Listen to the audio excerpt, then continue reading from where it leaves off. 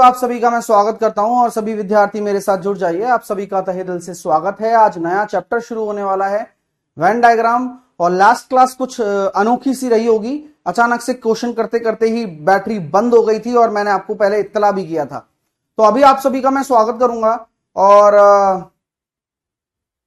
उस time light नहीं थी ना, बताया था ना मैंने आपको। तो वेरी गुड मॉर्निंग भाई, आप सभी का मतलब सभी का स्वागत है। आप सभी को मेरी वॉइस प्रॉपरली आ रही है ना? एक बार मुझे बता दें, यस लिख दें सब लोग। सभी लोग एक बार यस लिख दें कि यस प्रॉपरली मैं ऑडिबल हूं आप लोगों को। देन स्टार्ट करते हैं आज का सेशन। और फिर मैं आपको चलूंगा मोटिवेशनल क्वेट पर कि तारीफ खुद की करना फिजूल है। तारीफ खुद की करना फिजूल है, खुशबू खुद ही बता देती है कि कौन सा फूल है। तो डेफिनेटली अगर आप मेहनत करेंगे या फिर आप एक दिन चैप्टर पढ़ रहे हैं या एक दिन में ही आप सोचते हैं कि सब कुछ आपको आ जाएगा, बट ये आपकी बात नहीं होगी। ये आपकी सिलेक्शन की तैयारी नहीं होगी। आपकी सिलेक्शन की तैयारी अब तभी होगी जब आप पूरा पढ़ लेंगे, तब आपको पता लगेगा कि कितनी कैपेबिलिटी आपके अंदर है सिलेक्शन लेने की। तो इस चीज को आप अपने दिमाग और जहन में बैठा कर रखें और इसी चीज को आगे लेके चलें।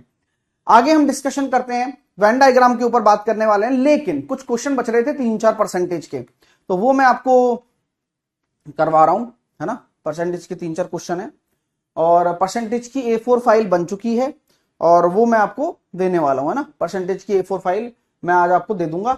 अभी 287 क्वेश्चंस पर थे हम, जो कि परसेंटेज के थे। तो इस पे जवाब दीजिए क्या आंसर आएगा। बढ़िया क्वेश्चन है ये भी।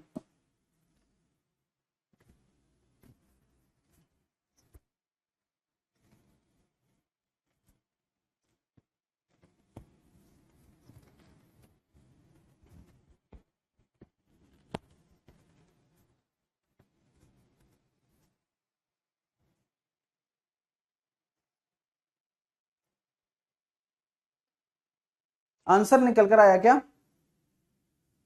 बी बोल रहे हैं सब, है ना। बी बोल रहे हैं सब, चलो अच्छा है। गोपाल एक फल बाजार में एक निश्चित राशि लेकर गया, मतलब एक मार्केट में निश्चित राशि लेकर चला गया। कौन? गोपाल। कि भाई ये पैसा है हमारे पास, इन पैसों से वह या तो 50 संतरे या 40 आम खरीद सकता है। यानी कि जो पैसे उसके पास हैं उनसे या तो 50 संतरे खरीद लेगा या 40 आम खरीद सकता है। वह टैक्सी किराए के लिए पैसे का 10% अपने पास रखता है। अच्छी बात है, मतलब दोनों नहीं खरीद पाएगा, या तो 50 संतरे खरीदवा लो या 40 आम खरीदवा लो, उसकी ऐसी बातें है। और वह टैक्सी किराए के लिए जितने पैसे लेकर गया उसका 10% वो रखता है। यानी कि कहने का मतलब वो जो खर्चा कर पाएगा वो 90% कर पाएगा, वैसे भी 90% ही, 50 उसमें और उसमें। हाँ, यदि वह 20 आम खरीदता है तो शेष राशि से वह कितने संतरे खरीद सकता है? अच्छा क्वेश्चन है, अच्छा क्वेश्चन है भाई। मतलब 20 आम खरीद सकता है ना। तो शेष राशि से वो कितना संतरे खरीद सकता है। अब आपको कुछ एक अमाउंट मानना चाहिए। मैं आपसे बोल देता हूं, टोटल अमाउंट में 200 मान लू क्या? सर आपने 200 ही क्यों माना? क्योंकि आपको डिस्ट्रीब्यूट करना है। देखो कैसे, टोटल अमाउंट अगर आप 200 मानोगे और 200 का 10% आप बचा के रखोगे किराए के लिए। गलत कह रहा हूं क्या? यानी कि 20 रुपए आपका रेंट है, यानी कि किराया है 20 रुपए। 20 रुपए तो आपका किराया है, टैक्सी किराया। तो अगर मैं बात करूं 180 रुपए की, तो इन 180 रुपए का क्या हिसाब है कि या तो आप 50 संतरे खरीद लो, तो आप अगर ऑरेंजेस खरीदोगे, 50 ऑरेंजेस आप खरीदोगे तो 180/50, या आप आम खरीद लो, मैंगो। मैंगो कितने आ जाएंगे? 180/40। बात समझ में आ रही है? 180/50 या 180/40। लेकिन ये 180 में आएंगे या 200 में आएंगे? इन पैसों में आएंगे, माफ कीजिए 200 में आएंगे। क्योंकि पैसे में ही बोल रहा है ना, किराया विराया तो बाद में किया है। तो इन पैसों में या तो वो इतना खरीद सकता है या इतना खरीद सकता है। यानी कि एक ऑरेंज 4 रुपए की, एक आम 5 रुपए का। किसी को कोई समस्या नहीं। लेकिन अभी उसके पास 180 रुपए बचे हैं, ये बात सही है। तो बोला जा रहा है कि यदि यह 20 आम खरीदता है तो 100 रुपए ये हो गए। 100 रुपए तो ये हो गए, क्योंकि 20 आम तो खरीद लिए ना, 5 रुपए का एक आम है। तो शेष राशि से कितने संतरे खरीदेगा? तो शेष राशि कितनी बची? 80 रुपए ही तो बची, और 4 रुपए की एक संतरा है, 20 संतरे। कैसा लगा? और 20 रुपए वहां खर्चा हो गया था किराए पर। हाँ सर, एक बच्चा पूछ रहा है सर 200 कैसे आया? मैं वही समझा रहा हूं ना आपको कि आपने जो 200 रुपए माना है, ये एक अमाउंट माना है। अब ये सर ऐसे कैसे मान लेते हैं? अपने घर की गणित है क्या? हाँ घर की गणित है, मान लेते हैं। क्योंकि अगर आप 200 जब मान रहे हैं तो ऐसा मानिए जो 50 से भी कट जाए, 40 से भी कट जाए, क्या होगा आप खुद बताओ। ऐसा मानिए जो 50 से भी कट जाए, 40 से भी कट जाए, सर 200 होगा। सही बात है। अब आपके मन में डाउट आ गया होगा, अरे सर 200 ही क्यों माना? तो आप लोगों के डाउट को क्लियर करने के लिए हम कुछ और भी मान लेते हैं। गलत कह रहा हूं क्या बताओ भाई? अल्टीमेटली आपका डाउट क्लियर होना चाहिए। तो आप क्या मानने वाले हो सर? मैंने माना 400, मान लिया ना? मान लिया। तो ये मुझे बताओ एक ऑरेंज कितने का? 50 संतरे ला रहे हो ना 400 रुपए में, तो 400 बटे 50 करूंगा तो एक ऑरेंज 8 रुपए का। अच्छा एक मैंगो कितने का? 400 बटे 40 करूंगा तो एक मैंगो 10 रुपए का। बात समझ में आई? अब इसमें से 10% चला गया किराए में, यानी कि 40 रुपए चले गए किराए में, तो 360 रुपए बचे। अब उनमें से आपने 20 तो आम खरीद लिए, 200 रुपए खत्म, तो कितना हो गया 160। और एक एक एक संतरा कितने की? 8 रुपए की, तो 20 ऑरेंजेस। अब आप मेरे को बताओ बात वही आई ही नहीं आई? अब आप फिर बोलो सर 400 क्यों माना? तो इसलिए मैं आपको बोलता हूं ना कि आप कुछ भी मान सकते हैं, लेकिन ऐसा मानिए जो 50 और 40 दोनों से डिविजिबल हो। नहीं आई बात समझ में? सर क्लास लगना दीजिए साइंस और रीजनिंग की। भाई जल्दी लॉन्च करते हैं, चिंता मत करो, आप चिंता बिल्कुल मत करो। आप सबसे सेफ स्टूडेंट हो इस टाइम। क्यों? क्योंकि आप वो सब पढ़ रहे हो जो कोई नहीं पढ़ रहा है। आप अच्छे से चीजें कवर कर रहे हो और एक तरफ आपका एक पार्ट स्ट्रांग हो रहा है। जल्दी ही दूसरे और तीसरे पार्ट और चौथे पार्ट भी हम स्ट्रांग करेंगे। रीजनिंग, जनरल साइंस और जीके ये भी स्ट्रांग करवाएंगे, चिंता ना करना। ठीक है, भरोसा मेरे पे रखो। सर 100 क्यों नहीं लिया? वंशिका क्या 100 40 से कटेगा? Tell me. नहीं कटेगा ना पूरा, सोचो ना। अब आप फिर वही वाली बात करते हो तो बहुत अजीब लगता है। अगला प्रश्न आपकी स्क्रीन पर है, देखिएगा।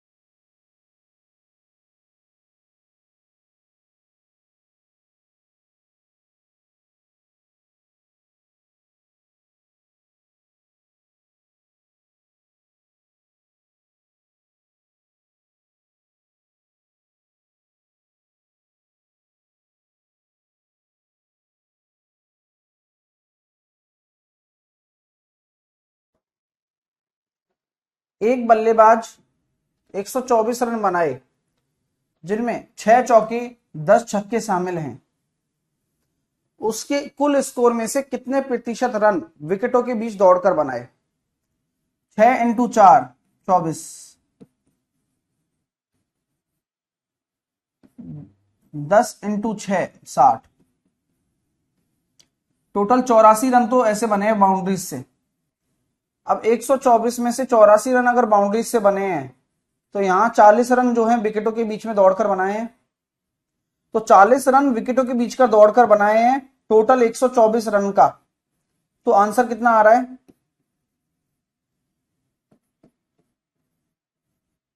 1000 बटे 31। ठीक है, देखिए 1000/31, तो 32/8/11, 32/3/8/31। अगला,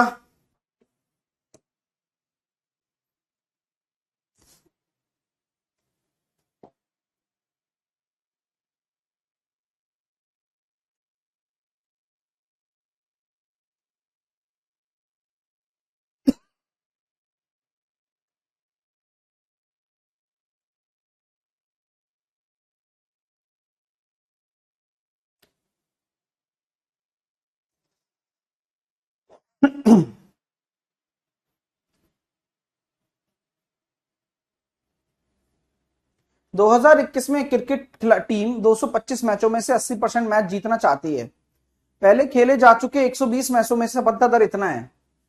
लक्ष्य तक पहुंचने के लिए तो जेएसएम लगा सकते हो। देखो कैसे, पहले 120 मैच हैं, बचे हुए कितने हैं, ये हो जाएगा भैया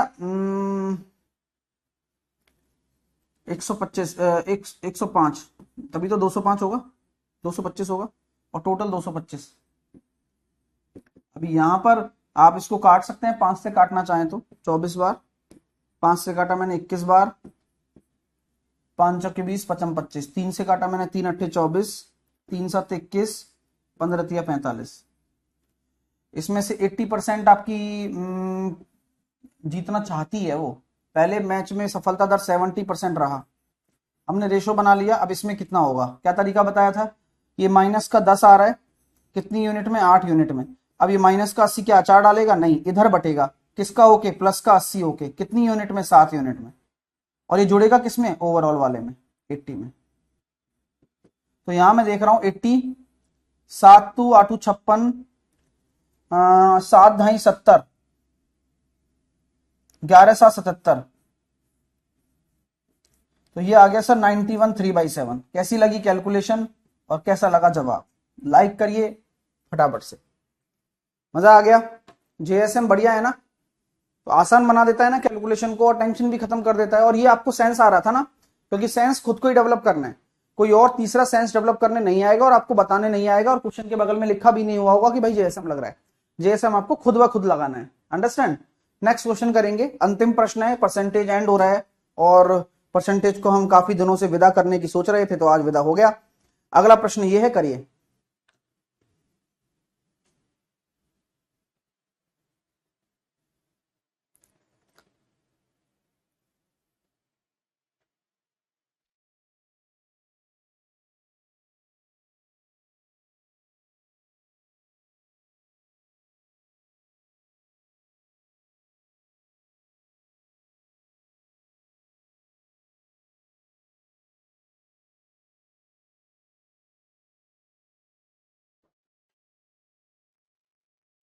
हम्म 405 मिठाइयां बच्चों में समान रूप से बांटी जाती गई हैं। प्रत्येक बच्चे को मिलने वाली मिठाइयों की संख्या कुल बच्चों की संख्या का 20% है। माना टोटल स्टूडेंट या टोटल बच्चे 5x मान रहा हूं। अब ये भी तो आपकी समझ है कि आप 5x क्यों मान रहे हैं, क्योंकि जो मिठाइयां हैं प्रत्येक बच्चे को कितनी मिल रही हैं, 20%, यानी कि x। तो टोटल मिठाइयां 5x² बराबर 405, x² बराबर 81, x बराबर 9। प्रत्येक बच्चे को कितनी मिठाइयां मिली, 9 मिठाइयां हर बच्चे को मिली। बच्चे कितने थे, 45 थे। हर चीज बता सकते हो, मिठाइयां 9 मिली हैं हर बच्चे को। सौरभ जेएसएम वाली वीडियो दोबारा रिपीट करो भाई, तभी प्रॉब्लम का सॉल्यूशन होगा। हाँ, अब ये आप सोचो कि मैं दोबारा से जेएसएम आपको पढ़ा दूं, ये संभव ही नहीं है, क्योंकि भाई ऑफलाइन क्लास थोड़ी है, ऑनलाइन है। आप आराम से रिकॉर्डेड क्लास देख सकते हो, 10 बार देखो, नहीं आए तो साला 10 बार आएगा, 10वीं बार में आएगा, नहीं और क्या। तो आपको उसकी हेडक नहीं लेनी है, आपको तो केवल पढ़ने पे ध्यान देना है, पढ़ने पे दिमाग लगाना है। अंडरस्टैंड, चीजें क्लियर हो गई भाई यहां तक, आइए, मजा आ रहा है। परसेंटेज एंड हो चुका है सर, पीडीएफ प्रिंट करनी क्यों जरूरी है, आप ही सोल्व कर। मत कर भाई, मैं तो दे रहा हूं ना, मैं किसी को वो नहीं सुनना चाहता कि भाई नहीं दिया मैंने। हाँ ओके, क्लियर है। ओके आइए अब स्टार्ट करते हैं अगला चैप्टर, वेन डायग्राम शुरू करते हैं। वेन डायग्राम बढ़िया चैप्टर है, देखो यार बहुत मजेदार चैप्टर है। देखो क्या होता है वेन डायग्राम का मतलब, मैं आपको समझा देता हूं आज। जिनको समझना है वो समझेंगे, जिनको नहीं समझना है वो आराम से कमेंट लिख लें कि भाई नहीं समझ में आया, क्योंकि जब मैं समझाऊंगा तो समझ में आएगा और आप नहीं समझने की कोशिश करेंगे तो कभी आ नहीं सकता। वेन डायग्राम क्या होता है, देखो आपको पता है कभी कभी 2 में भी लगता है, कभी कभी 3 में भी लगता है, और कभी कभी अलग अलग में भी लगता है। ठीक है, कभी कभी 4 में भी लगता है। डिफिकल्टी लेवल बढ़ते चले जाते हैं। ठीक है, इन्हीं को ही वेन ग्राफ कहते हैं। आपने रीजनिंग में भी एक चैप्टर पढ़ा होगा, हाँ रीजनिंग में भी एक चैप्टर पढ़ा होगा जहां पर आपको पता है कि वेन आरेख होता है, लेकिन वो इजी है, वहां कैलकुलेशन होती नहीं है। वहां ये बोल दिया जाता है कि भाई मान लीजिए ये हिंदी है, ये इंग्लिश है, ये 1 नंबर है, ये 2 नंबर है, ये 3 नंबर है, तो बताइए हिंदी इंग्लिश दोनों को रिप्रेजेंट करने वाला हिस्सा कौन सा है। तो आप क्या बोलेंगे, हिंदी इंग्लिश दोनों को रिप्रेजेंट करने वाला हिस्सा ये 2 है। गलत कह रहा हूं क्या भाई, तो ये रीजनिंग वाला है। यहां बोल दिया जाता है भैया हॉकी है, यहां बोल दिया जाता है क्रिकेट है, यहां पर बोल दिया जाता है टेनिस है। 1 2 3 4 5 6 7, बताइए भैया हॉकी और क्रिकेट को रिप्रेजेंट करने वाला कौन सा हिस्सा है। Hockey plus cricket, hockey plus cricket एक साथ,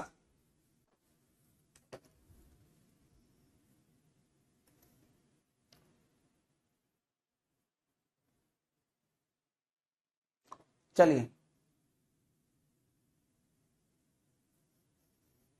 तो आप ये बोलेंगे सर हॉकी ये रहा, क्रिकेट ये रहा, दोनों का कॉमन पोर्शन देखना है, तो आप 7 भी नहीं लेंगे, 3 भी नहीं लेंगे, आप 6 लेंगे और 5 लेंगे आप।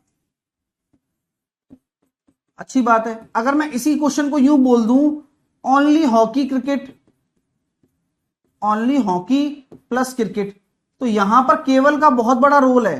केवल हॉकी और क्रिकेट पे बात करनी है तो क्या होगा, तो आंसर केवल और केवल 6 आएगा, क्योंकि 5 ऐसा है जो तीनों में आ रहा है। तो सबसे पहले तो आपको यहां जब वेन डायग्राम आप पढ़ते हो तो सबसे पहली चीज आपको क्या डेवलप करना है, अपना सेंस डेवलप करना है कि क्या है क्या, कौन क्या है, कौन का हिस्सा क्या कहलाता है, कैसे हम हिस्सों को मानेंगे, किसका रिप्रेजेंटेशन कैसे बनता है। आइए चलिए डिस्कशन करते हैं। ये तो जस्ट एक आइडिया था, अभी थ्योरी शुरू हो रही है इसकी, आप आराम से समझिएगा, क्योंकि आपको वो चीज सिखाई जाएगी जो आपने जिंदगी में नहीं सीखी होगी, आप में से 70% विद्यार्थियों ने। हाँ चलिए, कुन्नू कह रहा है सर 5 में तो टेनिस भी है ना, तो तभी तो हॉकी प्लस क्रिकेट लिखा, बट ये थोड़ी बोला है कि टेनिस नहीं लेना। लॉजिक्स, लॉजिक्स मेरे भाई, ठीक है, ये थोड़ी बोला है कि टेनिस नहीं लेना। हां मैं ये बोल देता हूं ओनली हॉकी प्लस क्रिकेट, तो इसका मतलब ये हो गया कि टेनिस नहीं लेना। लैंग्वेज, सिर्फ लैंग्वेज का ही खेल है, आप उस लैंग्वेज को पकड़ेंगे। इनमें कुछ भी ऐसा नहीं है जो मैथ के काम का हो, ये सिर्फ रीजनिंग में काम आती है छोटी मोटी चीजें, बट जो कॉन्सेप्ट निकल कर आता है वो मैथ का होता है। और आपके जब पेपर होगा ना तो आपके पेपर में ये क्वेश्चन ऐसे टपक जाएगा, और वहां कभी ये मेंशन नहीं होगा कि ये रीजनिंग का ये मैथ का है, बट ये मैथ के क्वेश्चंस होते हैं। अभी देखिएगा, आपने अभी छोटी मोटी चीजें की हैं, लाइफ में आप कुछ अलग कर ही नहीं पाए, इसलिए सीखिए पहले। आइए, हाँ वरना फिर ठन लाल हो जाएगा मामला, समझ रहे मेरी बात, क्योंकि वो चीजें सिखाऊंगा जो जिंदगी में ना सीखी हो, क्वेश्चन ऐसे बनवाऊंगा जो जिंदगी में ना बनाए हो। वेन डायग्राम जिंदाबाद। देखिए अगर मैं इसको ए बोलता हूं, अगर मैं इसको बी बोलता हूं, this is what sir, A intersection B, ये क्या कहलाएगा? ये कहलाएगा इंटरसेक्शन।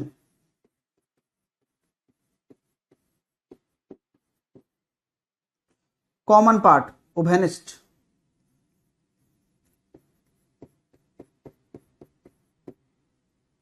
और ये पूरा क्या कहलाएगा? अगर मैं इस पूरे को काउंट करता हूं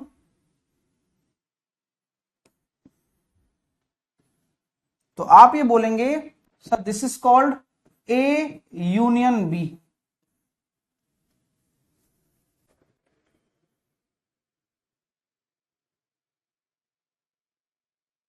सर नहीं समझ में आया? नहीं आता है? आइए, तो अब आपसे बोला जा रहा है कि अगर आप फॉर्मूला बनाते हैं n of A union B is equal to n of A plus number of B minus करना चाहता हूं n of A intersection B, can you explain this formula?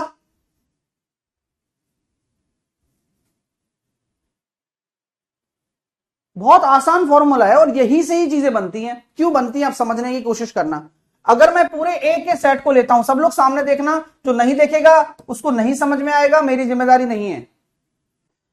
हां, अगर मैं बात करता हूं कि ये पूरा ए है तो ए के अंदर क्या क्या आ रहा है? ए, अगर मैं इस पूरे एन सेट ऑफ ए को रिप्रेजेंट करना चाहता हूं, ये पूरा मेरा ए है, तो इस ए के अंदर क्या आ रहा है? इस ए के अंदर सर ए इंटरसेक्शन बी भी आ रहा है, आ रहा है ना, और एन ए तो आ ही रहा है। अगर मैं इस बी की बात करता हूं तो इस बी के अंदर क्या आ रहा है? ए इंटरसेक्शन बी आ रहा है और बी भी आ ही रहा है।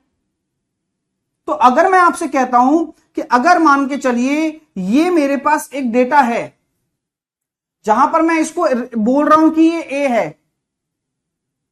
तो यार ऐसी बात है कि ये भी ये 2 बार आ चुका है ना, ये वाला हिस्सा 2 बार आ चुका है ना, आ चुका है नहीं आ चुका है? ये पूरा तो ये 2 बार आ चुका है। दोबारा बताता हूं, ये वाला पूरा गोला और ये वाला पूरा गोला, ये 2 बार आ चुका है। तो अगर आप इनको यूनियन वाला हिस्सा निकालेंगे तो ये दोनों तो आपने अलग अलग करके जोड़ दिए, बट ये तो 2 बार आ चुका है। इस 2 बार का क्या करोगे भाई? एक बार इसलिए घटा दिया जाता है।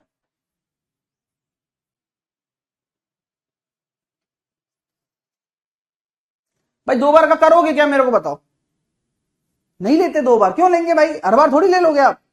आपको तो इसको एक बार ही लेना है, क्योंकि यूनियन निकाल रहे हो आप, सबको टोटल कर रहे हो, तो आप 2 बार आ चुका है तो फिर एक बार घटाना है, सिंपल है। ये फॉर्मूला बन गया। बहुत सेट थ्योरी में बहुत फेमस फॉर्मूला है, बट वेन डायग्राम में हम इसे इंट्रोड्यूस नहीं करते बच्चों को। क्यों? बच्चा घूम जाता है, उसने जिंदगी में नहीं जाना कि यूनियन क्या है, इंटरसेक्शन क्या है। आप में से कितने बच्चे जानते होंगे? बहुत कम बच्चे जानते होंगे इन चीजों को। जानते भी होंगे तो भूल गए होंगे कि कैसे लगाना होता है। एक्चुअल वेन डायग्राम यही है, बट तुम्हें नहीं पता है। तो नहीं पता है तो कोई बात नहीं, इसका अल्टरनेटिव निकाला है कॉम्पिटिशन एग्जाम की तरफ से। अब मैथ में प्रवेश कर रहे हो आप, अब आपकी मैथ में एंट्री हो रही है। अभी तक आपको लगा अच्छा रीजनिंग में होता है सिर्फ ये, गलत फहमी है ना भाई, उसको निकालिए। चलिए अभी आप चलते हैं आगे, एक एग्जांपल लेते हैं। पहले फॉर्मूला समझ में आना चाहिए, अभी तो 2 वाला सीख रहे हैं, 3 वाला आएगा तो और सिट्टी पिट्टी गुम हो जानी है, लेकिन मजा बहुत आने वाला है। अगर मैं बोलता हूं ये हिंदी है,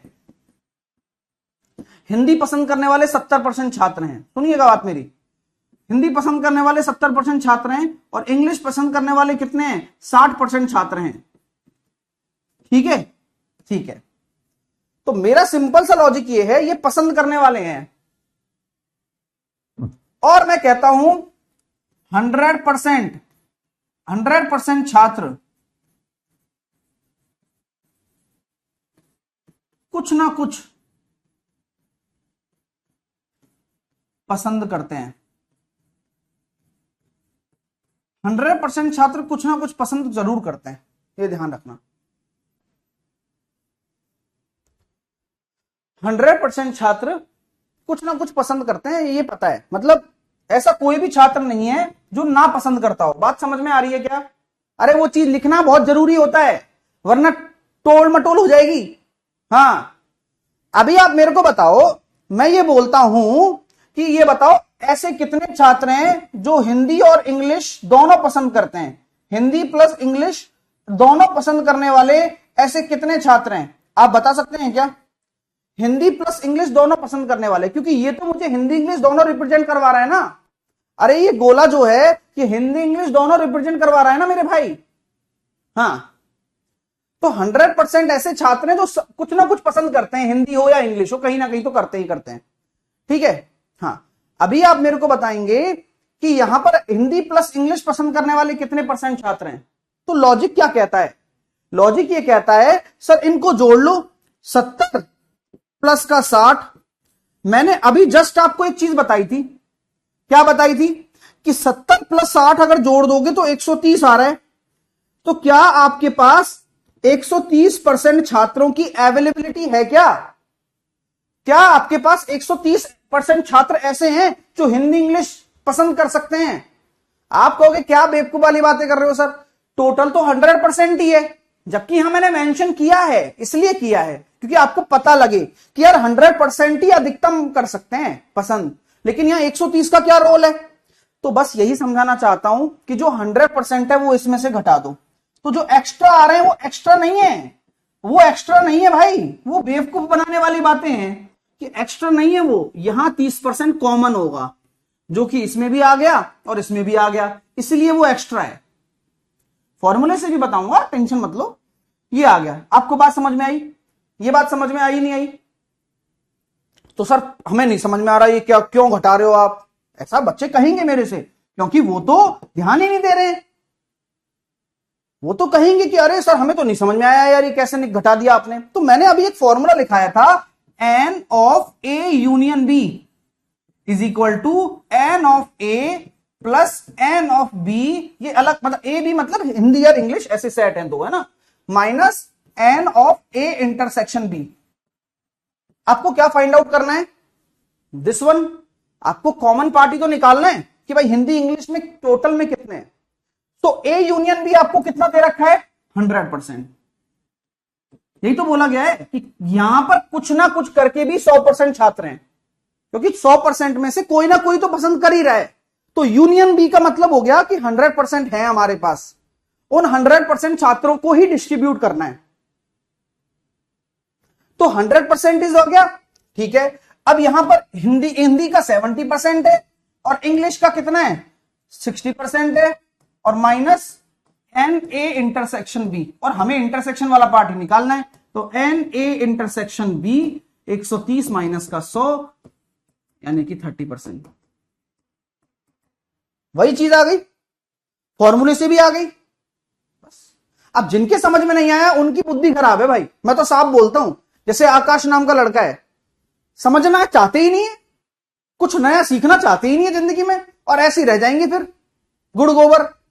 तो बात उनका कुछ नहीं कर सकते भाई साहब हम, लेकिन कॉन्सेप्ट बड़ा प्यारा है, जिनके समझने में मजा आ रहा है, और जिनको नहीं आ रहा है कोई टेंशन नहीं है भाई। लाइफ टीचर पढ़ाता सबको है, लेकिन हर कोई टॉपर थोड़ी होता है। लेकिन कॉन्सेप्ट बड़ा प्यारा है, आपको क्लियर हुआ ये कॉन्सेप्ट? बहुत अच्छा कॉन्सेप्ट है। हाँ, डाउट आप पूछ सकते हैं कि भाई ये डाउट है, डाउट है भी नहीं वैसे तो कुछ भी। सर ऐड करने पर भी तो 100 आना चाहिए ना, अश्मित ने बहुत अच्छा डाउट पूछा। तो भाई अश्मित मैं कब कह रहा हूं 100 नहीं आ रहा है, कि अगर 70% हिंदी है तो क्या मैं कह सकता हूं 30% अगर कॉमन है तो 40% यहां होगा, प्लेस करेगा। अगर 60% यहां है, 30% यहां है, तो इधर 30% होगा। तो क्या 100% आ रहा है? देखो ना, 40 और 30 70 और 30 100। तो मैं यही तो बोल रहा हूं कि 100% छात्र कुछ ना कुछ पसंद करते हैं। मैंने पूरा 100% श्योरिटी के साथ थोड़ी बोला कि हिंदी पसंद करते हैं, इंग्लिश पसंद करते हैं, दोनों पसंद करते हैं।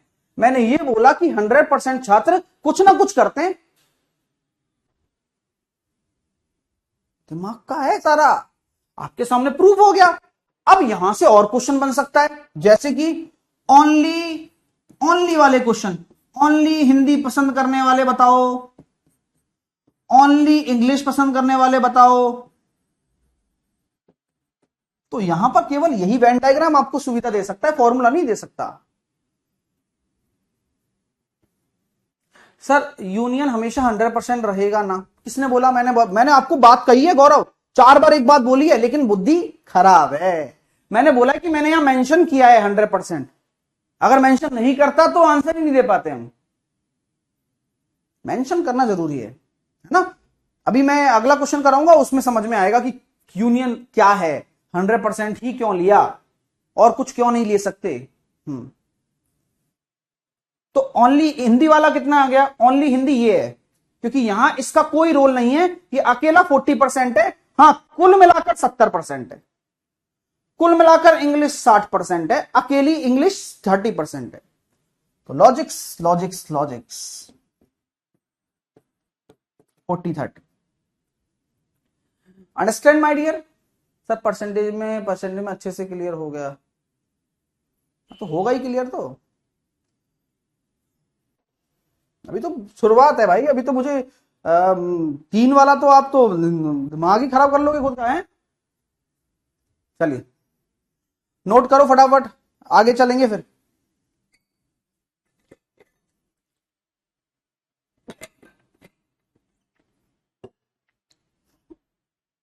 आइए,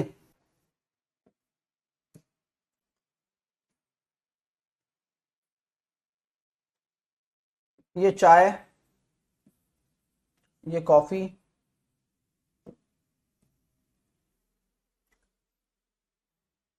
70% चाय, 55% कॉफी, 10% कुछ भी पसंद नहीं करते।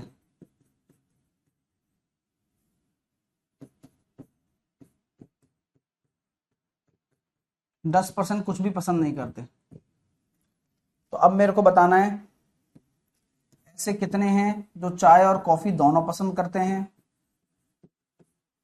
ओनली चाय कितने परसेंटेज हैं, ओनली कॉफी कितने परसेंटेज हैं। और इतनी हेडक लेने की जरूरत है नहीं, वैसे आप ले ज्यादा रहे हैं।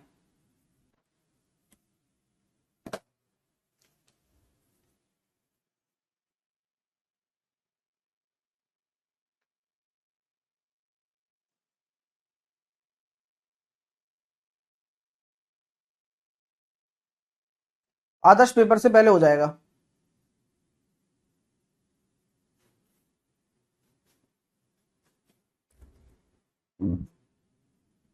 आंसर आया क्या?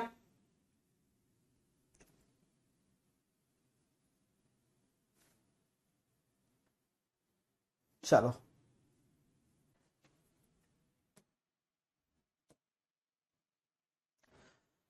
अब आप कहोगे sir where is union, union आपके सामने ही है। सर कहां है? आगे भाई 10% कुछ भी पसंद नहीं करते ना। तो 10% अगर कुछ भी पसंद नहीं करते, तो मुझे ये पता है कि ये जो पूरा वेन डायग्राम है ये पसंद करने वालों का है। तो 10% अगर कुछ भी पसंद नहीं करेंगे तो 90% तो आएंगे ना भाई साहब। अब 90% वो होंगे जो कुछ ना कुछ करते होंगे। तो 90% अगर कुछ ना कुछ करते होंगे तो ये निकल कर कितना आ रहा है? 125। यही सिखाया था। अब 125 कैसे आ सकता है तो 90% ही। तो 90 घटा दो ना मालिक, 90 जब घटा दोगे तो कितना आएगा? 35%। तो 35 इज द कॉमन फैक्टर। अच्छा, वरना होना तो 90 ही चाहिए था। 125 कैसे आ गया? इन दोनों को जोड़ने पर आया। तो इन दोनों को जोड़ने पर क्यों आया? क्योंकि ये वाला हिस्सा 2 बार आता है, मैंने पहले भी एक्सप्लेन किया था। तो 2 बार आता है तो 1 बार कैसे निकालेंगे? तो जो इनका टोटल आ रहा है उसको यूनियन में से घटा देंगे, और यूनियन 90% होगा, क्योंकि 10% कुछ भी पसंद नहीं करते तो 90% करते होंगे। पिछले प्रश्न में सारे के सारे ही करते थे तो 100% घटाया, 35 आ गया। अब 35 ये आ गया तो 35 केवल टी वाला बचा और 20 केवल कॉफी वाला बचा। और आप इनको ऐड कर लो, 70 और 20 90 90। सब कुछ सेट है, बस बुद्धि लगाइए और मजे उठाइए। Any problem my dear?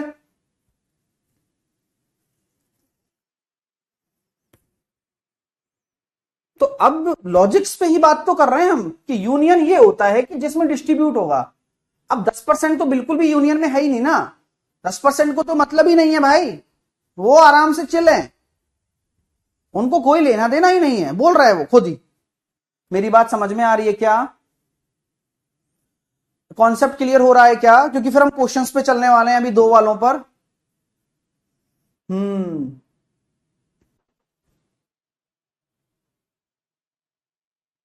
Clear है?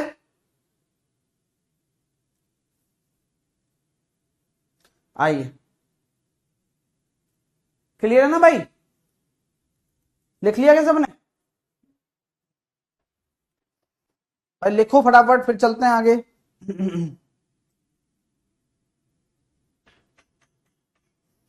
ओके, नेक्स्ट क्वेश्चन देखेंगे।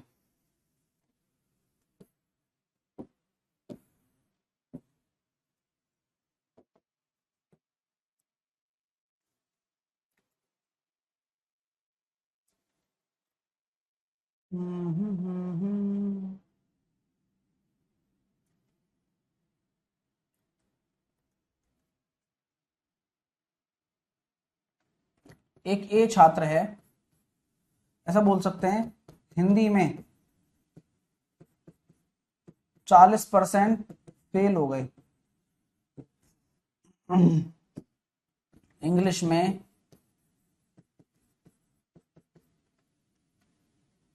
70% पास हो गए।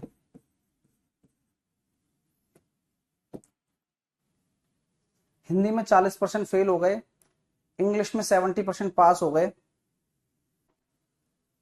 ठीक है, और सभी स्टूडेंट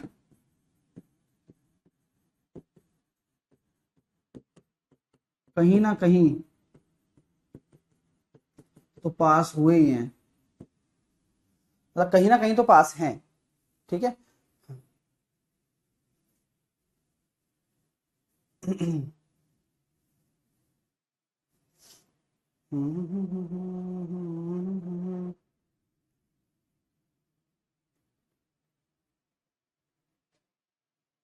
चलें आगे चलें। हिंदी में फेल हैं, इंग्लिश में पास हैं, तो बताइए। मैंने अगर ये हिंदी का वेन डायग्राम बनाया है, ये इंग्लिश का बनाया है, तो कितना कितना क्या क्या होगा, सब गोले भर दो, सारे गोले भरो दिमाग से।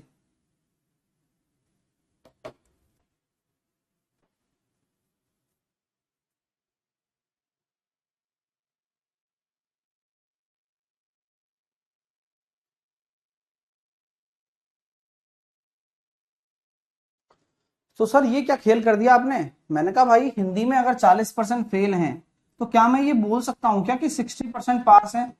बिल्कुल बोल सकते हो। तो 60% पास हैं,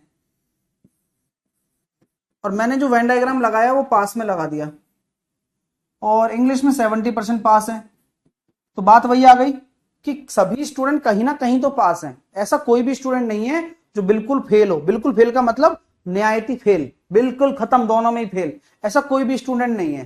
तो यहां मैंने क्या बोला, 30% आ गया, मतलब 130 आ रहा है और 100% में से घटाएंगे तो 30% कॉमन होगा, यानी कि कॉमन ऐसे है कि 30% ऐसे हैं जो दोनों में पास हैं। ये हम बता सकते हैं, दोनों में पास वाले आ गए तुरंत। और हिंदी में कितने पास है? 30%।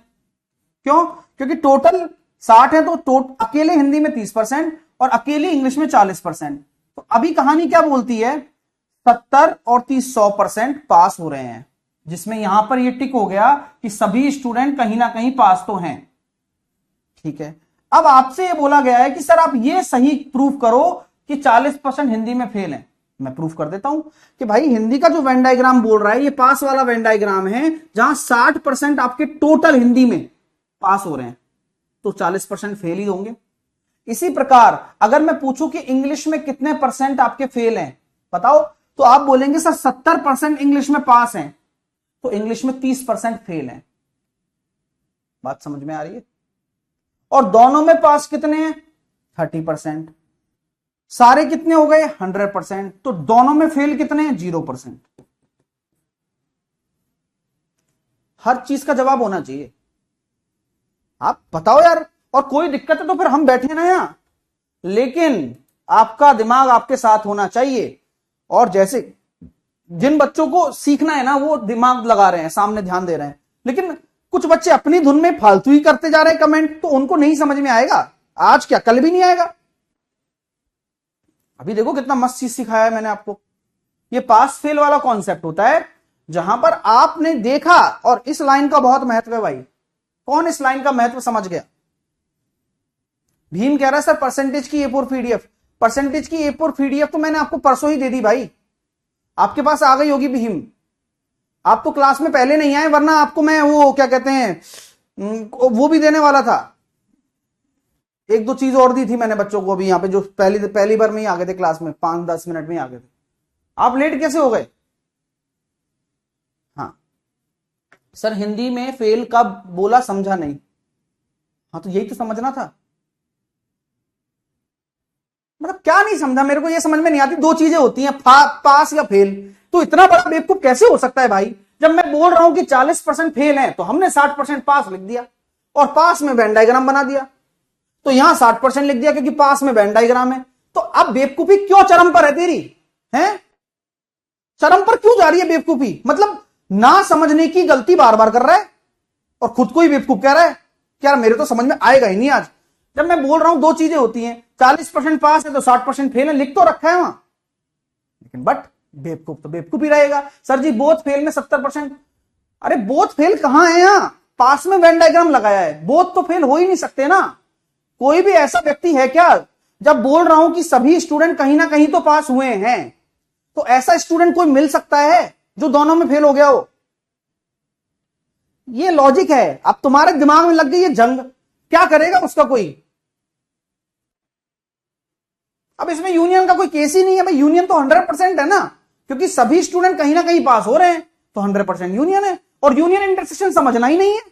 मैंने तो सिर्फ एक फॉर्मूला बताया आपको, आपको दिमाग यहां लगाना है लॉजिक्स पर। यार 100% आएगा क्योंकि सारे हैं, बस।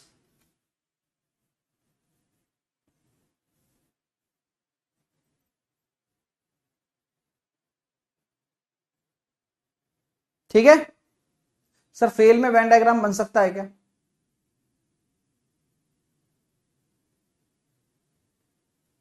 चलिए अमन, यार मिर्गी आ गई क्या भाई? पागल ही हो जा रहा है, दमादमी एक ही कमेंट कर रहा है। सबर नहीं हो रहा क्या तेरे को? हाँ मतलब पहले कॉन्सेप्ट नहीं समझते हैं, उससे पहले विद्यार्थी की संख्या हो तो 50 कमेंट कर दिए बेवकूफ ने। तो पहले इन कंसेप्ट को तो समझ ले। अब विद्यार्थी की संख्या दी होगी तो परसेंटेज निकाल लेंगे उनका अलग अलग, लेकिन पता नहीं क्या पागल बने। चलिए सर यूनियन लिखा होगा क्वेश्चन में। अरे कहां यूनियन नहीं लिखा रहता, लैंग्वेज लिखी रहती है भाई। अभी तुम सबर कर लो, जो चीज समझा रहे हैं उस पर दिमाग लगाओ, ठीक है? आइए अगला करते हैं। चलो जो चीज समझाते हो उसे नहीं समझते हो, बस खुद सोचते हो कि आज तो यार मैं तो बहुत ज्यादा सीख जाऊंगा, आज तो दिमाग बहुत तेज काम कर रहा है, ऐसा सोचते हो खुद। मैं धीरे धीरे सारी चीज समझा रहा हूं, उस पर दिमाग लगाओ बस, है ना? चुपचाप पढ़ने की आदत ही नहीं रही तुम्हारी, कुछ भी कमेंट करना है। पहले सीखो तो सही मेरे भाई, तभी तो कर पाएगा। आइए अब मैं बोलता हूं हिंदी में 30% फेल हो गए, लो बोल दिया भाई, लो। और इंग्लिश में 40% फेल हो गए, लो। अब मैं मेंशन कर रहा हूं,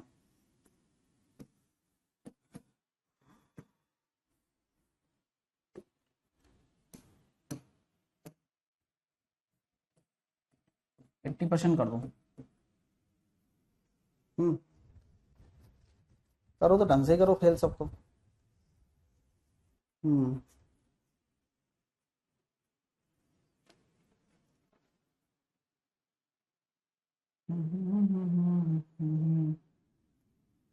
और इसमें कर दो आप 40%, और बोथ में फेल हो गए हैं मात्र 10%।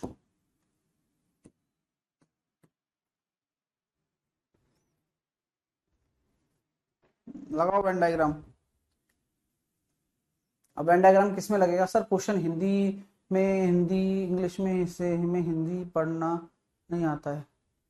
हाँ तो गंगाधरी शक्तिमान है भाई, कि क्वेश्चन तो दोनों ही लैंग्वेज में है। क्वेश्चन तो अभी लैंग्वेज में आया ही नहीं है, अभी तो केवल, हाँ चीजें समझ रहे हो आप, बेस बना रहे हो अपना। ये क्यों नहीं समझते हो, मेरे को ये समझ में नहीं आ रहा। क्वेश्चन तो अभी कराए जाएंगे, बट तुम्हारे इतनी दिमाग खराब है ना तुम्हारा कि तुम समझते ही नहीं हो कि यार पढ़ना कैसे, यही नहीं तुम्हें पता है।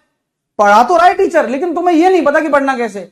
बस यार सबर कर लेते हैं, चलो आगे आएगा, लेकिन बस कमेंट ही कमेंट लिखने। अभी मैंने देखा सारे के सारे फेल फेल फेल हो रहे हैं, तो सर तो मैंने कहा भाई फेल फेल हो रहे हैं तो फेल फेल में लगा दो वेन डायग्राम। कैसे लगेगा देखो, मैं कहता हूं यहां हिंदी लिख दिया मैंने, यहां लिख दिया मैंने इंग्लिश। अभी बोला सर बोथ फेल हो रहे हैं 10% और हिंदी हिंदी में हो रहे हैं 40%। अभी मैंने फेल में लगाया जानबूझकर, अब आप समझना क्यों लगाया फेल में जानबूझकर। तो मैंने ये देखा कि यहां आ रहा है 30% और यहां आ रहा है 70%। Can be possible? क्या ये संभव है? बोलिए, क्या ये वेन डायग्राम संभव है?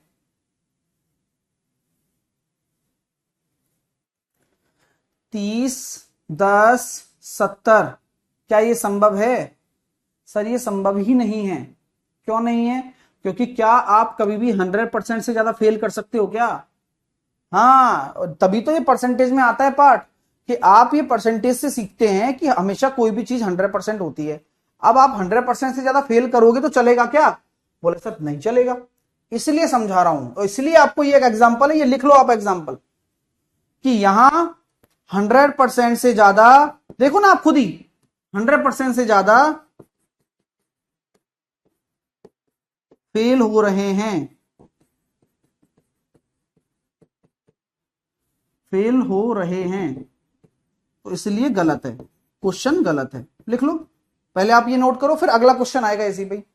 हर टाइप होना चाहिए आपके पेपर में, मतलब आपकी कॉपी जब आप नोट्स बनाओ तो आपको पता होना चाहिए कि कहां लग सकता है और कहां नहीं, हर तरह के एग्जांपल्स के साथ में।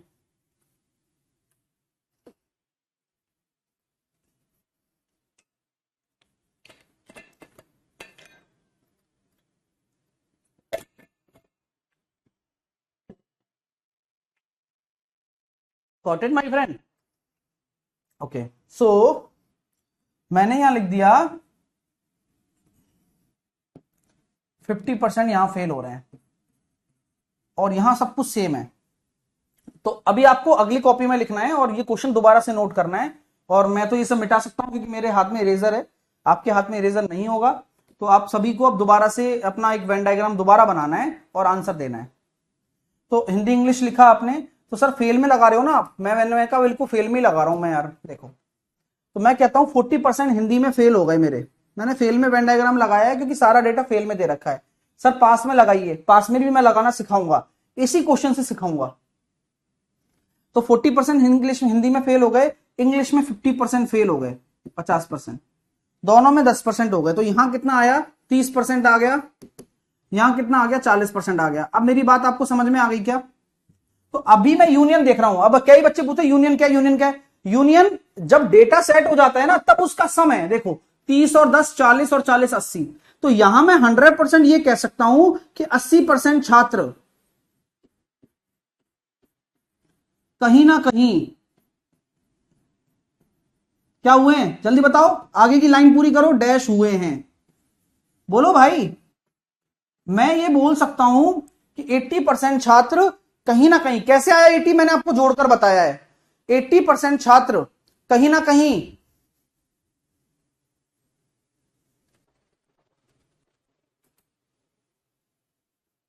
एट्टी परसेंट छात्र कहीं ना कहीं क्या हुए हैं? फेल हुए हैं। Very good. अगर 80% छात्र कहीं ना कहीं फेल हुए हैं, तो क्या मैं आपको यह हमेशा के लिए कह सकता हूं कि 20% छात्र ऐसे होंगे जो दोनों में पास हुए होंगे? लॉजिक, सिर्फ लॉजिक का ही खेल है और आपका दिमाग लॉजिक ही ढूंढता है अगर सही है तो। मैं ये बोलता हूं कि भाई एक रमेश और एक सुरेश है, रमेश हिंदी में फेल हो गया, सुरेश हिंदी में इंग्लिश में पास हो गया, तो दोनों कहीं ना कहीं तो फेल हुए हैं ना। तो जो बचे हुए होगा वो दोनों में पास हुआ होगा, क्योंकि ये फेल वाला वेन डायग्राम है, यहां फेलियर्स ही हैं। और इनमें जो नहीं है 20% लोग, वो छात्र दोनों में पास हैं। तो पास वालों का यहां कोई एग्जिस्टेंस होगा? बिल्कुल ही नहीं होगा। मेरी बात ये समझ में आ रही है क्या? बहुत लॉजिकल बातें हैं। 20% दोनों में पास हैं, तो अगर मैं यहां पास वाला वेन डायग्राम बनाना चाहूं तो क्या बनाऊंगा? 20% यहां आ गया, दोनों में पास। ये हिंदी है और ये अंग्रेजी है, और आपको जैसा सिखाया था पिछले क्वेश्चन में, इसलिए कहता हूं सबर कर लिया करो। बट तुम्हारे सबर तो सिर में गले में अटका रहता, तुरंत निकल जाता है। तो मैं कहता हूं यार 40% हिंदी में अगर फेल हो रहे हैं तो 60% पास होंगे। तो अगर 60% पास हो रहे हैं यहां पर, वो वैसी बात है। अगर इंग्लिश में 50% फेल हो रहे हैं तो 50% पास होंगे। बहुत सही। तो यहां कितना आ जाएगा? 30। यहां कितना आ जाएगा? 40। ये किसका वेन डायग्राम बन गया? परसेंटेज पास का।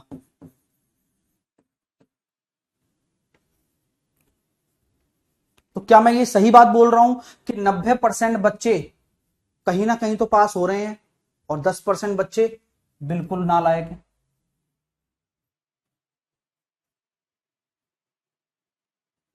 सोचो, ऐसी चीज है जो आपको बहुत आगे ले जा सकती है, बट सोचो।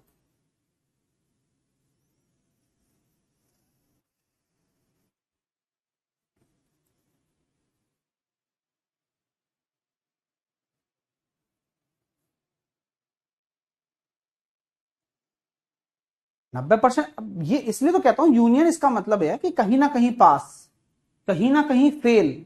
80% छात्र कहीं ना कहीं फेल हुए हैं, यही तो लिखा रहा हूं।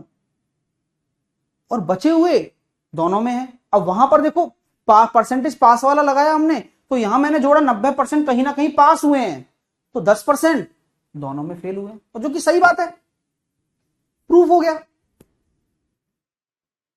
बहुत तगड़ा क्वेश्चन बन जाता है ये दो में भी, और आप खुद महसूस कर रहे हो। अब मैं क्वेश्चन ये पूछ सकता हूं आपसे कि भैया केवल हिंदी में कितने परसेंट छात्र पास हुए? बताओ, बस देख के बताओ। बन गया क्वेश्चन। यहीं से आते हैं, 5 क्वेश्चन बनते हैं एक ही क्वेश्चन पर।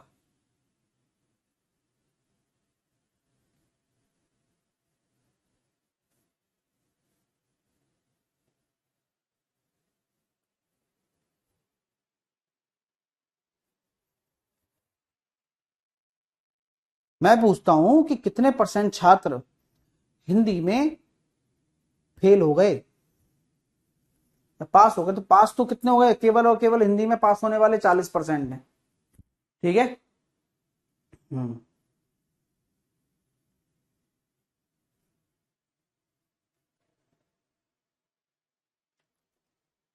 तो आप एक चीज बताओ मेरे को, क्या मैं सही हूं कि जो विद्यार्थी हिंदी में पास होंगे वही इंग्लिश में फेल भी होंगे 40%? ताली बजा दो।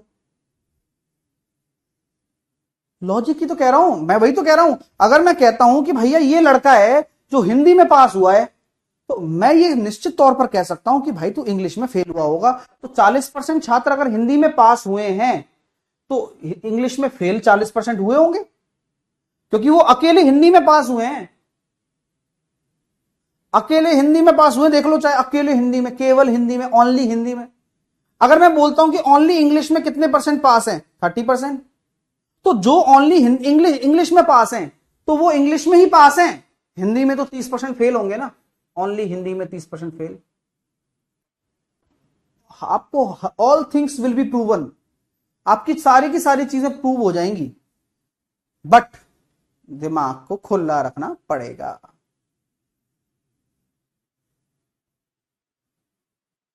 मजा आ रहा है ना?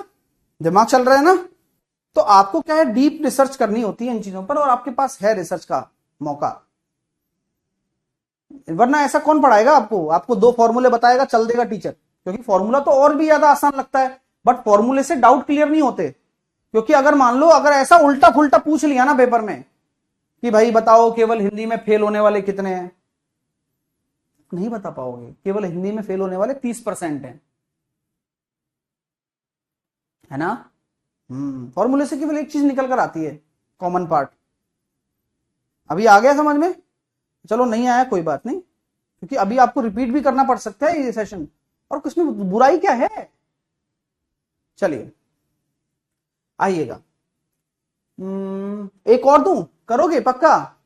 एक और दूंगा, चलो आप करके बताना। मैं धीरे धीरे कॉन्फिडेंस आएगा, लेकिन धीरे धीरे आएगा। आप सोचो कि एक दिन में आप राजा बन जाओ ना, पॉसिबल नहीं है भाई मेरे। आओ। 40% हिंदी में फेल।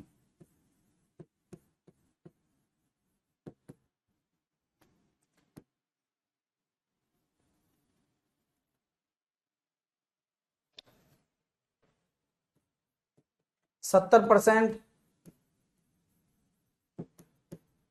इंग्लिश में भी फेल। 40%,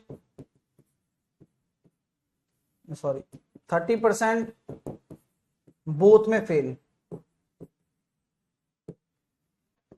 सबसे पहले बताओ कि क्या पॉसिबल है? और आपको अभी वेन डायग्राम जो बनाना है वो परसेंटेज फेल का बनाना है। तो आप यहां हिंदी लिखोगे,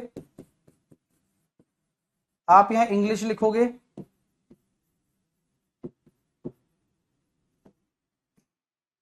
फोर्टी परसेंट हिंदी, 70% इंग्लिश और 30% बोथ। 10% ओनली हिंदी में फेल और 40% इसमें फेल। बिल्कुल संभव है, क्योंकि अंदर 100 से कम आ रहा है।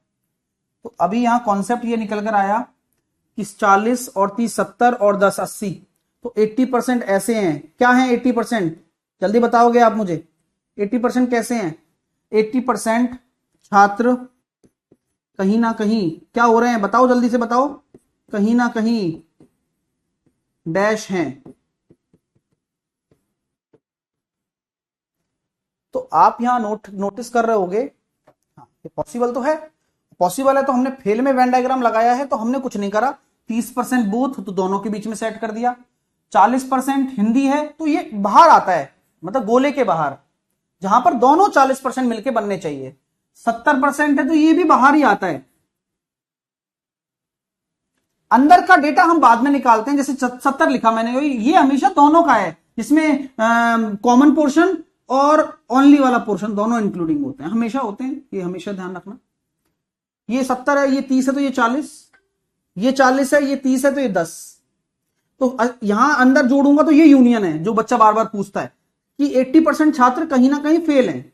मतलब कहीं ना कहीं फेल हैं, ऐसा नहीं कह सकता कि सारे ही फेल हैं, कहीं ना कहीं फेल हैं। लेकिन तो हम ये जरूर कह सकते हैं कि 20% बच्चे, 20% स्टूडेंट 100% पास हैं। मतलब दोनों में पास है, यूं कह सकता हूं क्या, दोनों में पास है।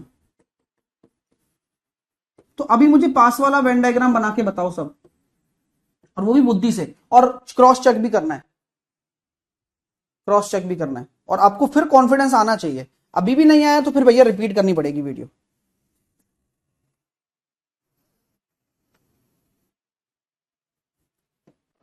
तो पास वाले में वेन डायग्राम लगाया, 10 सेकंड का काम होता है वेन डायग्राम, बस एक बार समझ में आ जाए कि 20% दोनों में पास है। अभी सबर करना, मैंने यहां हिंदी लिखा हुआ है और आप हिंदी को वेन डायग्राम से मैच कराओ, ये इंग्लिश है। तो अभी जस्ट मैं बोल रहा हूं आपसे कि 40% हिंदी में जब फेल हुए थे तो 60% यहां आना चाहिए, यहां 60% आएगा बाहर, क्योंकि हम पास में चल रहे हैं। अब 70% इंग्लिश में फेल हुए थे तो यहां 30% इंग्लिश में आएगा बाहर, बाहर की तरफ, आउटसाइड।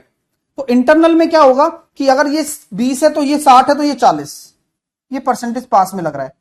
ये 30 है, ये 20 है तो ये 10। तो अब देखिए आप, 40 और 20, 60 और 70, तो 30% क्या दोनों में फेल है? यस। अच्छा 40% केवल हिंदी में पास हैं, तो क्या 40% इंग्लिश में फेल हैं? यस। 40% केवल इंग्लिश में पास हैं, तो क्या, सॉरी 10% केवल इंग्लिश में पास हैं, तो 10% हिंदी में फेल हैं? यस। सब चीजें प्रूव हो गई। इससे बढ़िया कुछ हो नहीं सकता मेरे दोस्तों, क्योंकि वो चीज आप सीख रहे हो जो आपके दिमाग के कम से कम 5 से 7 प्रश्नों का हल है ये, अगर आप ढंग से समझ रहे हो तो। आपको कहीं फॉर्मूला लिखा है क्या? मैंने तो फॉर्मूले से छुटकारा दिला दिया। बट सर टोटल 80 में ही लगाएंगे ना, बट सर टोटल 80 में ही लगाएंगे ना। कहां टोटल है, कुछ बात ही नहीं है उषा ऐसी। तो आप कहां डाउट में हो मेरे को ये बताओ। हाँ क्योंकि यहां पर जो स्थिति है, यहां पर पास फेल दोनों हो रहे हैं। मैंने ना तो ये बोला है कि सारे के सारे बच्चे पास हैं, ना मैंने ये बोला है सारे के सारे बच्चे फेल हैं। हम ये जरूर, अब आप कुछ भी पूछ लो ना, आप ये मुझसे पूछोगी कि सर क्या हो रहा है यहां पर, तो मैं ये बोलूंगा कि 80% छात्र कहीं ना कहीं फेल हो रहे हैं डियर, और 20% दोनों में पास हैं। और इसी चीज को मैं यूं भी बोल सकता हूं कि 70% छात्र कहीं ना कहीं पास हो रहे हैं डियर, और 30% दोनों में फेल हैं। अंडरस्टैंड? तो आप वेन डायग्राम से लैंग्वेज पकड़ोगी, ना कि ऐसे ही। आप अगर फेल वाले वेन डायग्राम को पढ़ रही हो तो आप ये बोलोगी 40, 30, 70 और 80% कहीं ना कहीं फेल है, तो 20% दोनों में पास है। तो ये तो इसकी लैंग्वेज का आंसर हो गया। अब मैं परसेंटेज पास वाला वेन डायग्राम पकड़ूंगा तो मैं ये बोलूंगा 40, 20, 30 यानी कि 70% दोनों में कहीं ना कहीं पास हैं, तो दोनों में फेल 30%। अंडरस्टैंड? तो लॉजिक है, और दोनों साथ में इसलिए लेकर चल रहे हैं कि ट्रांसपेरेंसी रहे, कि दोनों जो वेन डायग्राम होते हैं, या पास वाला ले लो या फेल वाला ले लो, इंटरकनेक्टेड हैं, अलग नहीं है। सर कहीं कॉमन नहीं देगा तो कैसे निकलेगा? कैसी बातें कर रही हो, अभी तक निकाला नहीं हमने कॉमन। यही तो होता है ना, भैंस के आगे बीन बजा रहा हूं। अब ये कॉमन निकाला नहीं था क्या? 30% कैसे निकाला हमने? यहां पर हमने देखा कि 7 और 6 13 आ रहा है, 130, और 100% थे तो 30% कॉमन निकला था, क्योंकि सारे के सारे कहीं ना कहीं पास तो हो रहे थे। ये कॉमन ही तो निकाला है, कई जगह निकाला है कॉमन, जैसे यहां भी तो निकाला है 30% कॉमन, जहां कॉमन नहीं था। अब वही वाली बात है यार, मैं तुम्हें सीढ़ी बाई सीढ़ी चढ़ा रहा हूं और आप फिर नीचे की सीढ़ी पर खड़े होकर डाउट पूछ रहे हो। ओके, अभी 2 वाला हुआ है, 3 वाला बहुत भारी है, बट 2 वाले को निपटाते हैं। चलो क्वेश्चन लगाते हैं। ये आज होमवर्क भी आपका ये रहेगा, आज मजा आएगा आपको क्वेश्चन बनाने में। पहला प्रश्न आपकी स्क्रीन पर है, देखता हूं कौन करता है, गलती मत करना बस।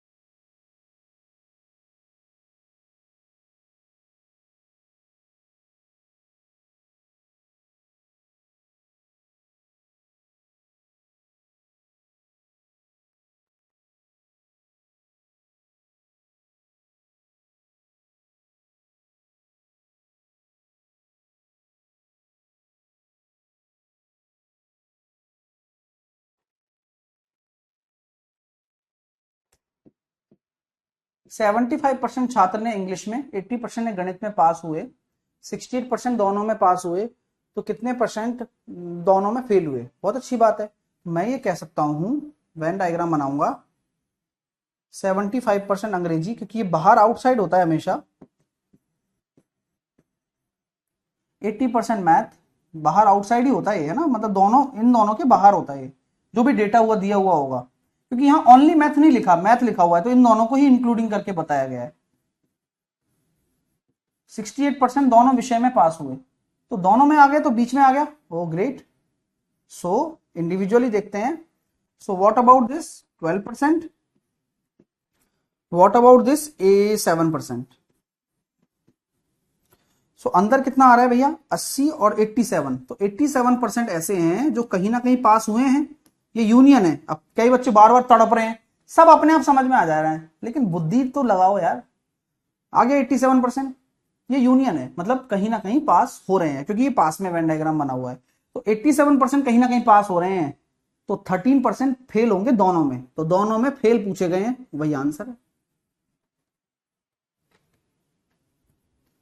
लेकिन ये क्वेश्चन बच्चे और टीचर्स और एग्जामिनर यहां खत्म कर देता है। बट मैं एग्जामिनर हूं अच्छे लेवल का, मैं एग्जामिनर हूं कि मेरे स्टूडेंट अगर क्वेश्चन सीखे तो उनको नॉलेज होनी चाहिए, मैं एग्जामिनर हूं कि प्योर रिजल्ट देने वाला, जो बच्चा पढ़कर जा रहा है उसका रिजल्ट निकले। तो मैं इस क्वेश्चन को यूं बोल सकता हूं कि बताइए कितने परसेंट छात्र केवल मैथ में फेल हुए, और डायरेक्ट आंसर देना है क्योंकि मैंने पिछले क्वेश्चन में सिखाया है। तो कितने परसेंट छात्र केवल मैथ में फेल हुए, आंसर दीजिए डायरेक्ट, मतलब बिना वेन डायग्राम बनाए, बस केवल पास वाला बनाया आपने। आप में से कोई जवाब दे सकता है? और वहीं जब पूरी पिक्चर देखी होगी तो आपको कहीं ना कहीं हिंट मिल गया होगा।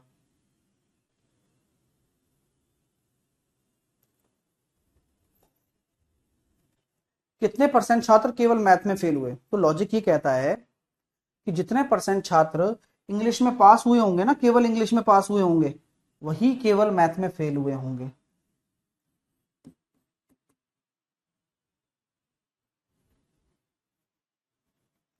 क्योंकि जितने मैथ में इंग्लिश में पास हुए हैं उतने परसेंटेज जो केवल इंग्लिश में पास हुए हैं, तो वो तो डेफिनेटली मैथ में फेल हुए होंगे।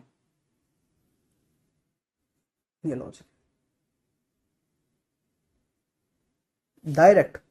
अब मैं आपसे डिमांड करता हूं, जो मैंने सिखाया, अभी ये क्वेश्चन यहां खत्म हो जाता है, हाँ, लेकिन मैं आपसे डिमांड करता हूं कि मुझे आप फेल वाला वेन डायग्राम भी बनाकर बताएं और डेटा बताएं तुरंत। फेल वाले वेन डायग्राम का डेटा बताएं, इसमें क्या क्या आएगा।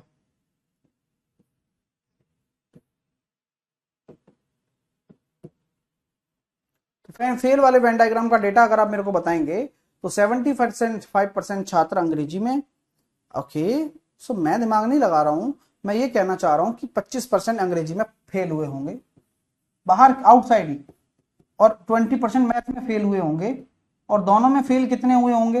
13%, अभी निकाला था ना। तो यहां कितना आ जाएगा? 12, और यहां कितना आ जाएगा? 7। कैसी रही बात? और अब आप पहले वाला प्रूफ कर सकते हो कि केवल मैथ में फेल होने वाले 7%, केवल इंग्लिश में फेल होने वाले 12%, और दोनों में फेल होने वाले 13%। और अच्छी बात बताऊं, मजा आ रहा है, देखो 13 और 7 20, और 10 30 32% ऐसे हैं जो कहीं ना कहीं फेल हुए हैं, है ना, कहीं ना कहीं फेल हुए हैं, तो दोनों में पास होने वाले 68%। मतलब एक एक एक थ्योरी बन जाती है पूरी। इसी को कहते हैं नॉलेज होना। अगर आप खोखले खोखले बच्चे हैं या आपको सीखना नहीं चाह रहे हैं तो नॉलेज नहीं रहेगी भाई। नॉलेज आती है रिसर्च करने से, टाइम देने से, चीजें सीखने से। आ रही होगी जो सीख रहे होंगे। हम तो पूरा खोल के बता रहे हैं कि आपका इफ एंड बट कुछ रहे नहीं, क्यों, कैसा, क्या, सब कारण आपके सामने है, बस बुद्धि सामने रखें। अब जो बच्चे शांति से सुन रहे होंगे ना उनको मजा आ रहा होगा, और जो बच्चे बीच बीच में उंगली कर रहे थे ना उनकी दिक्कत आ रही होगी, रियल बात है। कोई बात नहीं, अगला क्वेश्चन बना के दिखाओ, हम तो पूरा रिसर्च करते हैं।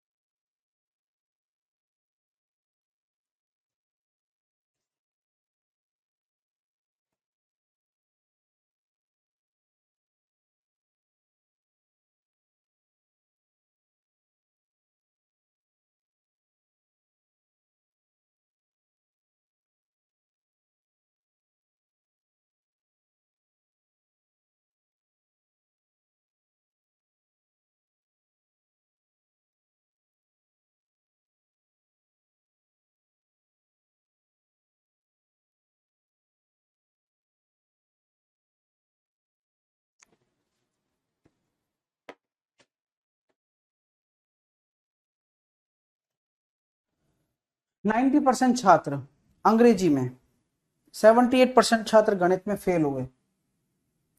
फेल फेल की बात हो रही है, मैं तो फेल फेल में फेल कर जाऊंगा इनको। तो 90% अंग्रेजी में, 78% मैथ में 72% छात्र दोनों में पास हो रहे हैं भाई, माफ कीजिए। तो 72% छात्र दोनों में पास हो रहे हैं। ओके,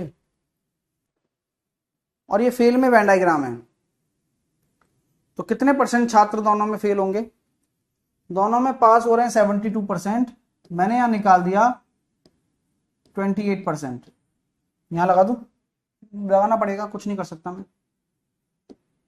क्या ये आंसर है क्या? नहीं, क्योंकि कितने परसेंट छात्र दोनों विषयों में फेल हुए, उसका आंसर 28 होता तो आंसर आ जाता। पर गुरुजी फिर क्या हो गया, ये तो फंस गए अपन। मैंने कहा बात तो सही कही आपने, इसलिए तो समझाते हैं कि लॉजिक पे बात करो हमेशा। तो सर क्या करूं बताओ? मैंने कहा भाई 72% छात्र दोनों विषयों में पास हुए ना, तो 72 को यहां लिख दे।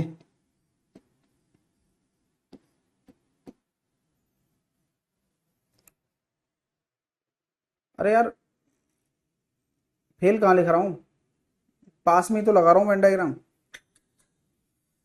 ये तो पास ही तो हो रहे हैं यार हम, मैं फेल कहां दिखा मेरे को, पता नहीं, छोड़ो। तो यहां आ जाएगा 18%, हम हो कहीं ये 6%। तो कितने परसेंट छात्र हैं जो पास हो रहे हैं?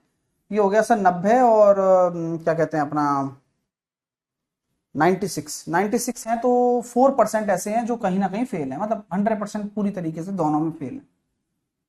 अच्छा, ये क्लियर हो गया, 4% आंसर आ चुका है। अभी मुझे फेल वाला वेन डायग्राम लगाकर बताओगे क्या आप? कौन बनाकर दिखाएगा जल्दी से जल्दी फेल वाला वेन डायग्राम? अगर ये इंग्लिश है और अगर ये हिंदी है, सॉरी अगर ये मैथ है, तो मैं ये कह सकता हूं बोथ में फेल जो आ रहे हैं वो 4% आ रहे हैं। इंग्लिश में 90% पास हैं, तो 10% फेल हो जाएंगे, यानी कि यहां 6 आ जाएगा। और मैथ में अगर 78% पास हैं, तो 22% आपके फेल हैं, तो यहां आ जाएगा 18। 6 4 18। अच्छा है ना? तो आप डायरेक्ट भी निकाल लोगे, धीरे धीरे प्रैक्टिस ऐसी हो जाएगी कि जैसे कि आप ये निकालोगे ना, तो वो भी निकल जाएगा आराम से।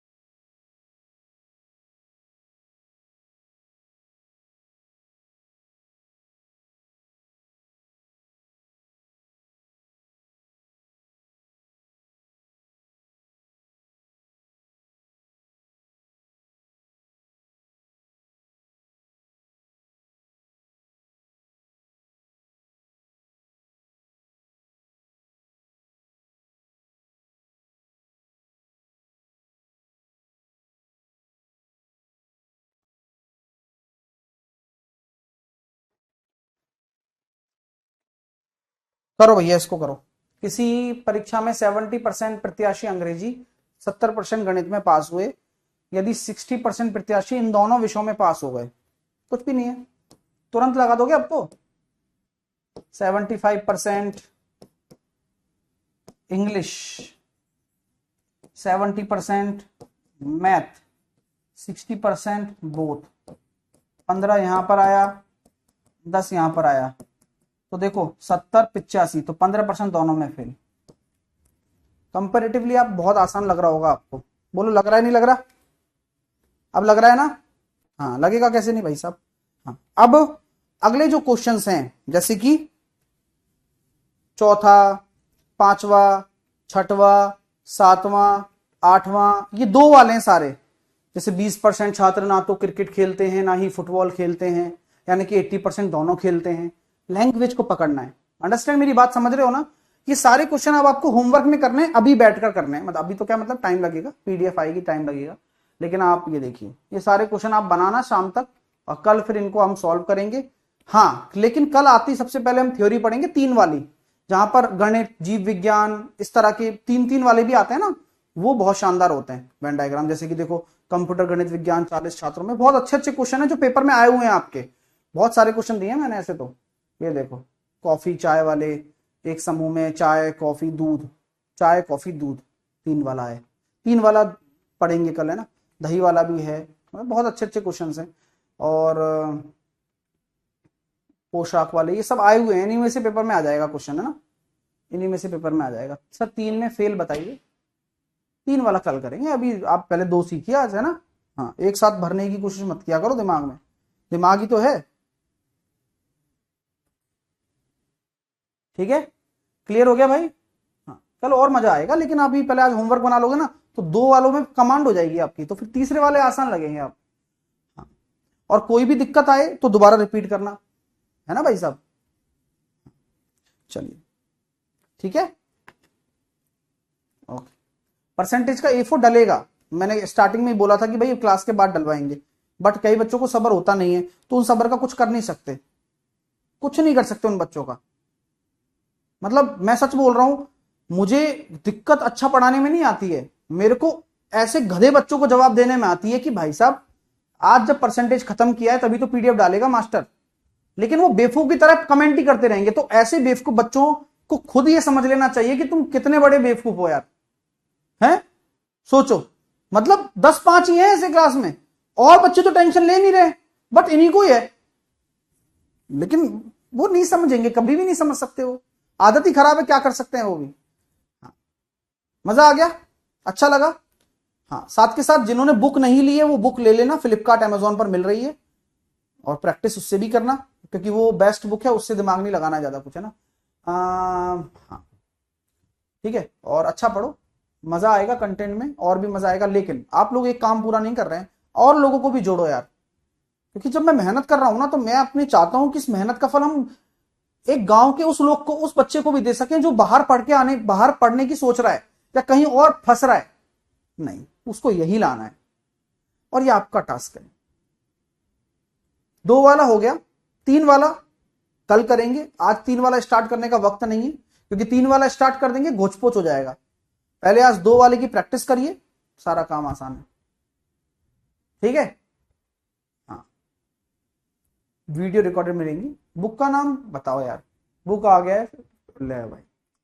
अरे अपनी मैथ वाली बुक नहीं आई क्या, रेलवे वाली यार, पेनेशिया अभी आएगी, है ना। चलिए, तो अपना ध्यान रखो, टेक केयर।